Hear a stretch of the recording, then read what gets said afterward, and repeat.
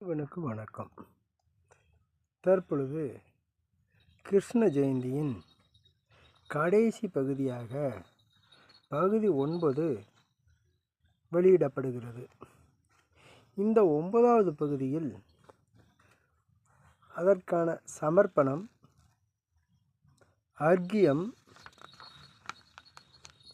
சங்கல்பம், உபாயன தானம்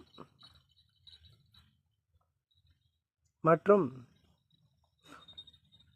மறுநாள் காலையில் செய்யக்கூடிய புனர்பூஜை, யதாஸ்தானம் பற்றி இதில் தெளிவாகவும் விரிவாகவும் டிஸ்கிரிப்ஷனில் கூறப்படும்.